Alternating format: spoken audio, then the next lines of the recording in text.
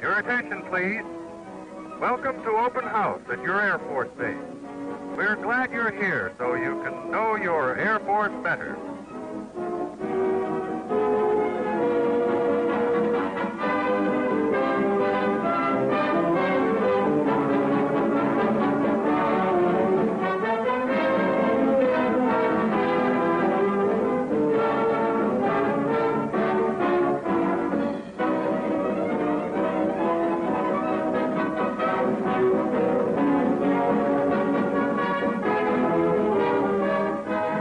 It was exciting, even for me.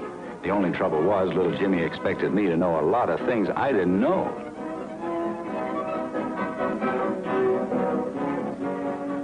When I looked over one of the planes and saw my family watching me, waiting for words of wisdom, I knew I was a dead duck. Know your Air Force better, the man said. I don't know the Air Force at all. Where does a guy start? He starts right where you do, Private Citizen USA, by wanting to know your Air Force better. Take fighters, for example. That plane you're wondering about is the F-47, better known as the Thunderbolt. It's a fast and rugged fighter, one of the heroes of World War II. F-47 now taxiing for takeoff.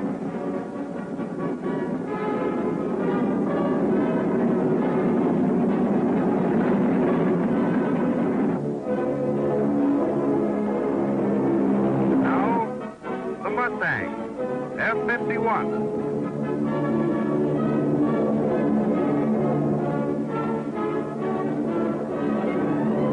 There's another good fighter, proven in World War II. But the post-war years have brought new designs. Planes that fly farther and faster. For speed, the hottest thing with props are outclassed by the new jet fighters. They fly faster than 600 miles an hour. The Shooting Star is the first of our post-war jet fighters, and the F-86, fastest Air Force fighter.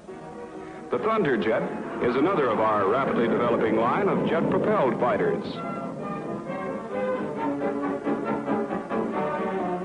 As for the F-89, it's the first four-jet long-range fighter, effective night or day in all kinds of weather. It has a pressurized cabin and a range of more than 1,500 miles. Still another jet fighter, the little experimental F-85, is called a parasite plane because it's designed to be carried aloft by long-range bombers. It's released when necessary to fight off enemy planes.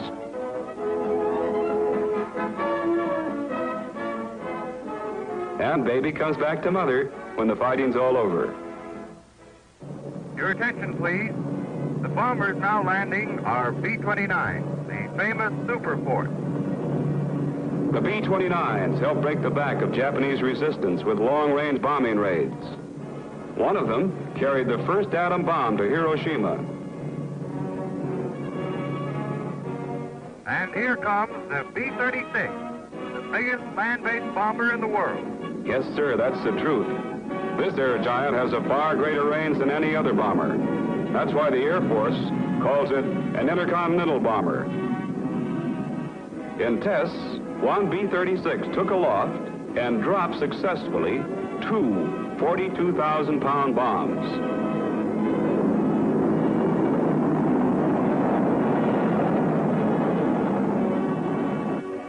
We also have jet-powered bombers, the B-45, powered by four jet engines, with a 1,600-mile fighting range at better than 500 miles per hour. And then there's the big Stratojet with 6 jet engines. It's in the 600-mile-an-hour class with a range of 2,000 miles.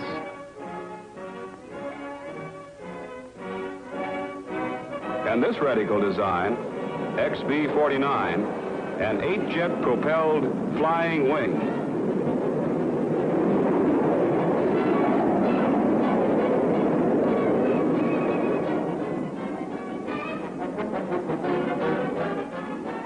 An F-80 buzzing the field. We stood there watching the jets go by. That is, we tried to watch them. Little Jimmy was certainly getting all the excitement he bargained for. As a matter of fact, so was I. Our Air Force is great stuff. A thrill every minute. Easy now. The Air Force isn't all thrills, you know. Take MATS, for example. That's Military Air Transport Service. MATS, for short. A combination of the old Army, Air Force, and Navy Air Transport Commands. Covering more than 80,000 miles of air lanes all over the world. MATS is streamlined to expedite the air transport of military personnel and cargo. Materials carried come in every size and shape, requiring trained ground crews to help speed military supplies to destinations everywhere. It's planes like these which are used for all types of emergency service. MATS also uses large transports like the Navy's Constitution, one of the biggest aircraft of post-war years. Another large transport is a C-97 Stratocruiser. This giant goes 4,000 miles non-stop, carrying a payload of 20 tons, or 137 fully equipped combat troops.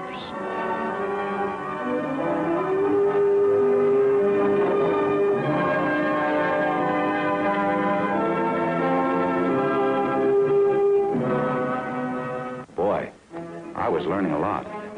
But we were all having fun, too. We all got a laugh out of Mickey, the midget, run by remote control. That means the operator just jiggled a little lever to put Mickey through his paces. Mickey was a ground demonstration to show people like me how big planes are remotely controlled. The forward B-17 has no operating crew aboard. Its flight is radio controlled by the mothership in the rear. I'll bet you recognize B-17s. They were good airplanes, did a big job during the war. Today we use them for experimental work of all kinds.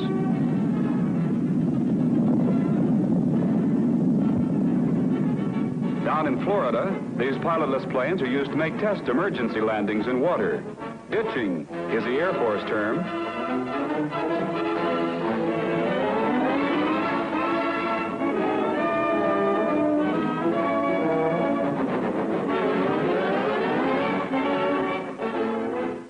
By using a radio-controlled ship, shown here in slow motion, engineers can measure the effects of ditching on structures without risking the lives of flight crews. But when lives are actually endangered, well, that's a different story. Attention, please. You will now witness an air-sea rescue demonstration. The B-29 approaching the field is carrying a Paralight boat.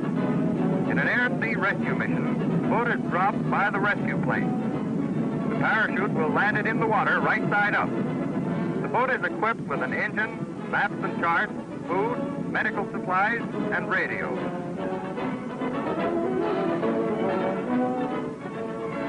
Sometimes the Air Rescue Service Base sends its flying windmills out to give stranded flyers an honest-to-goodness airlift to safety. Besides their use in rescue work, helicopters have many functions. This is a model of a helicopter of the future, the XH-16. It's a cargo craft with detachable compartments designed to carry troops and heavy equipment to regions inaccessible to standard planes. The XH-10 is the first twin-engine transport-type helicopter. Carries 10 persons.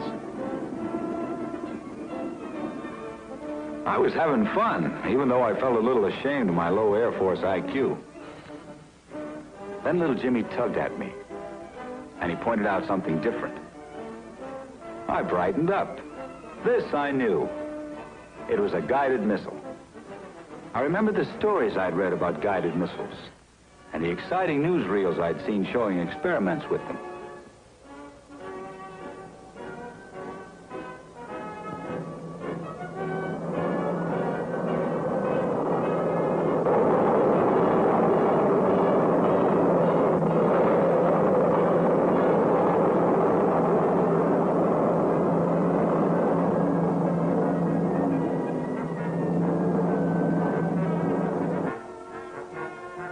I also remembered seeing a film showing JB-2 rocket experiments at the Air Force Proving Ground Command in Florida.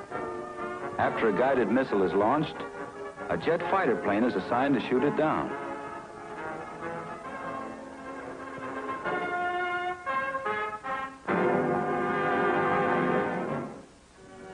Yes, you remember your newsreels, Private Citizen USA.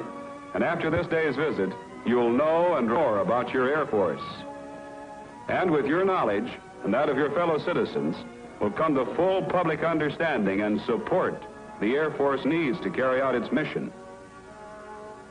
A few yesterdays ago, this little airplane flew faster than sound. And this big bomber completed the first non-stop flight around the world.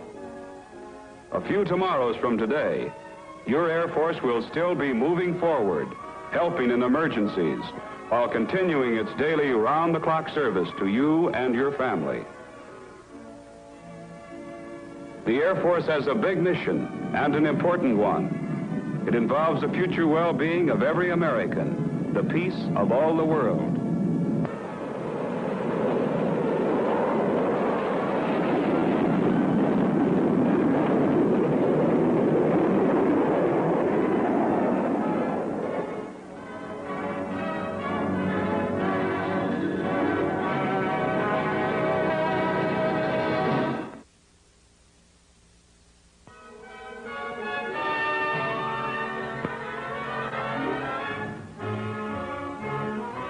At Workman's capital today are the military men whose job is to make the United States secure against attack.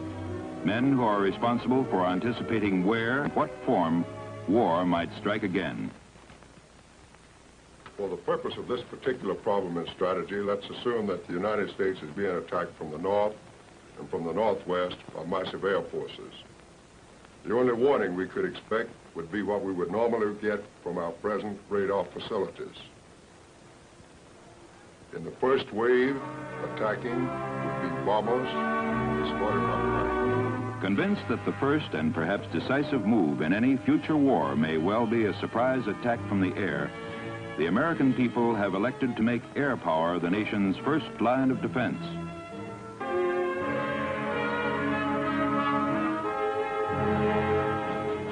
Year by year, this new Air Force, no longer a part of the Army, has grown from its post-war skeleton strength to an armada many times as great.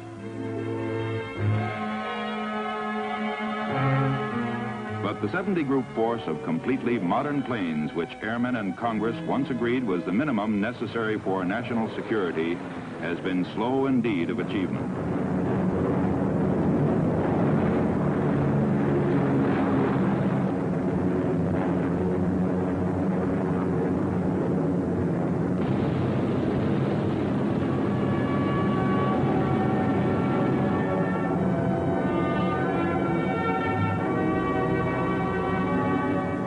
Vigorously pushing ahead with the task of building up an air fleet to defend the United States against attack and to strike back decisively against an aggressor is the Chief of Staff of the U.S. Air Force, General Hoyt S. Vandenberg. For the nation's top airmen are well aware that we can count on only a short term of security before other nations are producing atomic weapons in formidable quantity. Constantly adding to American uneasiness is the post-war political atmosphere.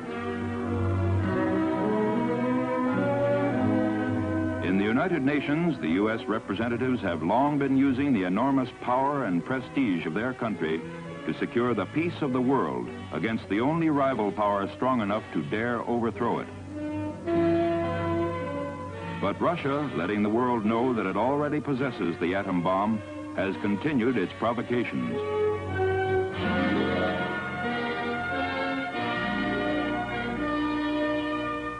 An urgent necessity in rebuilding the U.S. Air Force was to revive the aircraft industry, whose output had diminished alarmingly in the first years after the war. By carefully allocating the funds allowed it by Congress, the Air Force was able to distribute initial orders for 2,000 new planes among certain key manufacturers. One of the most famous of the post-war models has been the giant B-36, which was only being delivered 3 years after the war, though it had been designed in 1942. For between the time any given plane emerges from the design stage and the time it is ready for delivery, airmen must count on a lapse of several years. Largest of land-based bombers, the B-36 can carry 10,000 pounds of bombs for 10,000 miles, and its enormous tanks can swallow up some 21,000 gallons of gasoline. as much as 2 railroad tank cars can carry.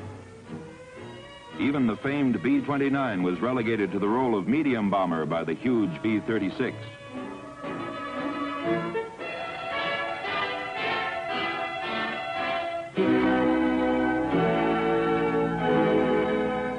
Setting out to restore its curtailed manpower in the post-war years, the Air Force had soon achieved a strength of some 400,000 men, pilots, ground crews, technicians, and all the various kinds of specialists required to fly and service an air armada which, though still short of the designated 70 groups, had grown enormously.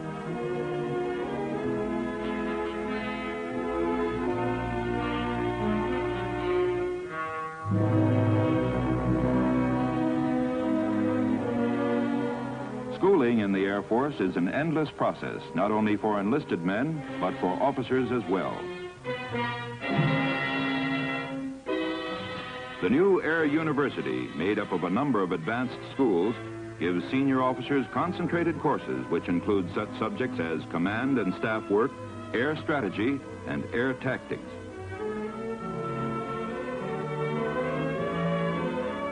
Officers selected for the Air University are veterans who held responsible posts during the war, but whose combat activities gave them little chance to become familiar with the broader application of air power. Here they get the special education which prepares them to assume larger responsibilities.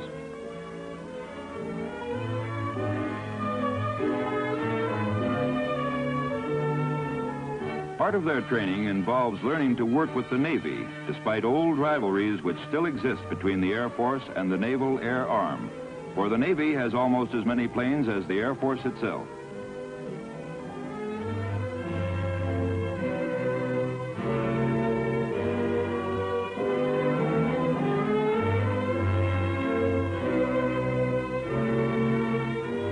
In the work of building up the new Air Force and manning air bases distributed throughout the country and overseas, a key figure is the man who commands the combat group.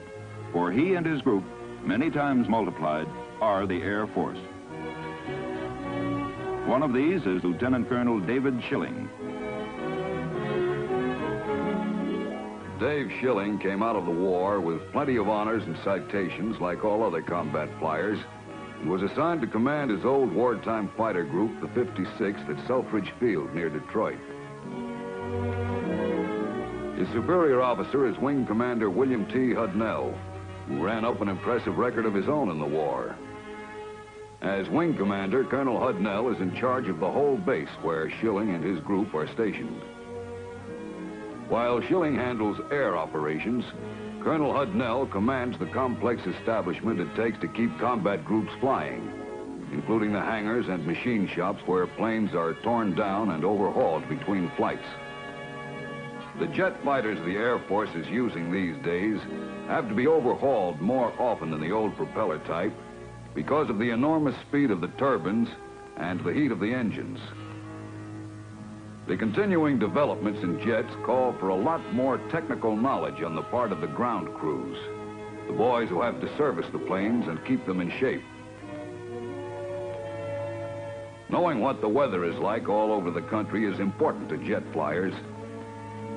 They cover 600 miles an hour, flying 7 or 8 miles up.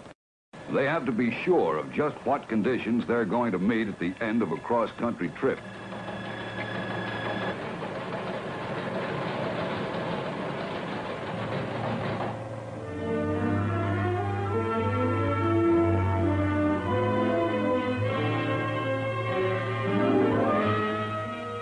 These housekeeping and service facilities are taken care of for him, Dave Schilling still finds plenty of paperwork to tie him down at the office when he'd a lot rather be out flying.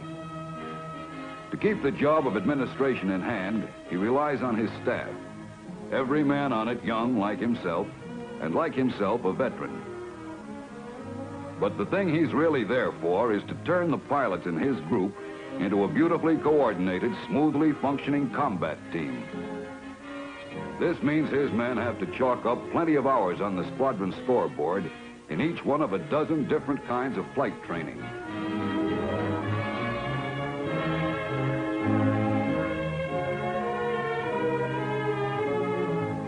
The flying wing performance of the individual pilot is what largely determines how each group stacks up as a fighting unit. When the pilots of the 56th Fighter Group are accumulating air hours, Dave Schilling is apt to be out on the runway. He likes to keep an eye on them, particularly on the youngsters newly assigned to the group who are just beginning to get the hang of combat tactics in hot planes like the Lockheed F-80 that Schilling's group flies. Hello, Tower. This is number 5 on landing American 4 F-80. Roger, 5-1. Check your dive flaps down, your gear down, green light on, high 16 on, hydraulic pressure up, flaps as desired. You're clear in number 1.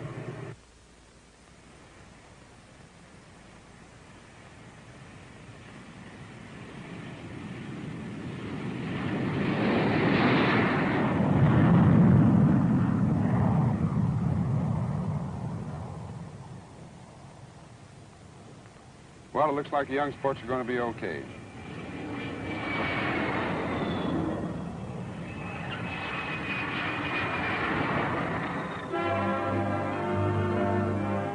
At the Officers Club, where all the pilots meet at the end of the working day, everybody talks one thing: shop.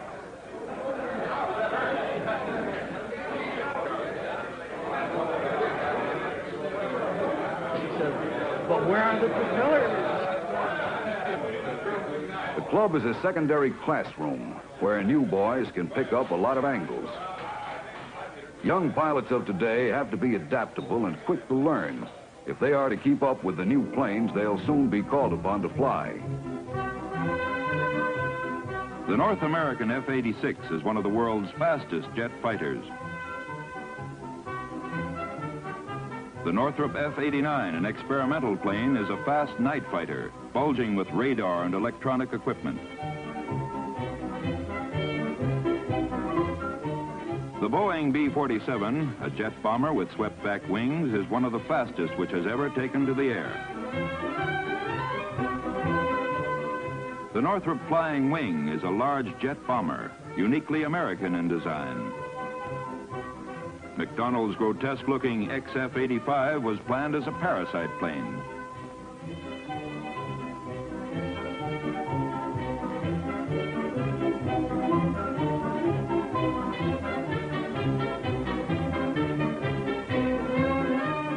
It was designed to be carried in and launched from its mother ship, a big bomber, to provide fighter protection deep inside enemy territory.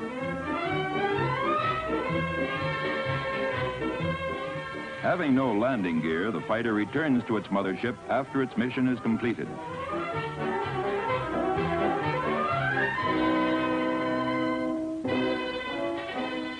At Wright Field, at the headquarters of the Air Materiel Command, aeronautical engineers work on problems of research and development. By studying the behavior of model planes in the vertical wind tunnel, they discover how pilots can pull out of dangerous spins or bail out safely from fast jets. By other tests, engineers can find out the structural weaknesses of any given plane.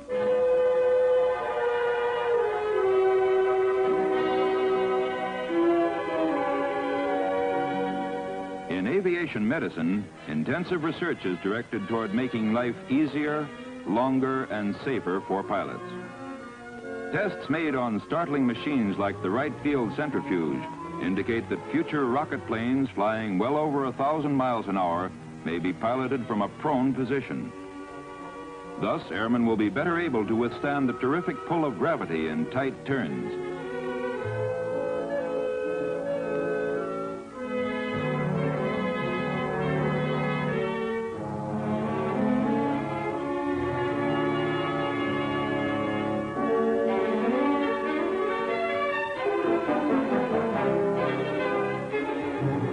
The laboratories are not the only places where airmen are being tested for the future. In the 56th and every other Air Force group, pilots and planes are always being tried out on long operational flights. Dave Schilling and his men have flown to Alaska and every corner of the United States.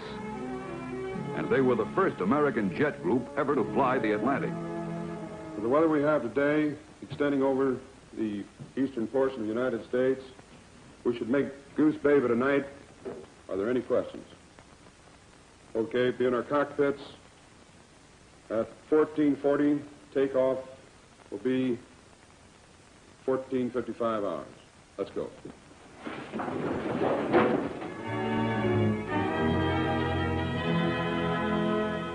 Today, the men who fly in Dave Schilling's outfit, and thousands more like them in fighter groups and bomber groups all over the country, have learned to accept as a matter of routine flying assignments that would have been special stunts for the most experienced pilots only a couple of years back.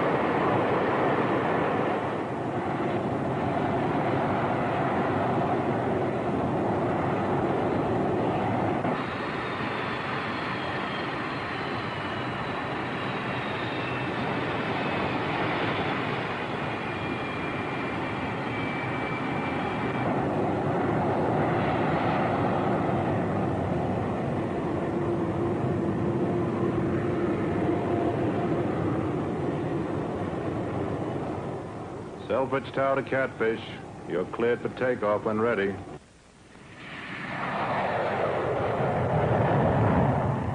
Today, the aim of the U.S. Air Force is to become a weapon so formidable that no potential enemy will dare risk its counter blows.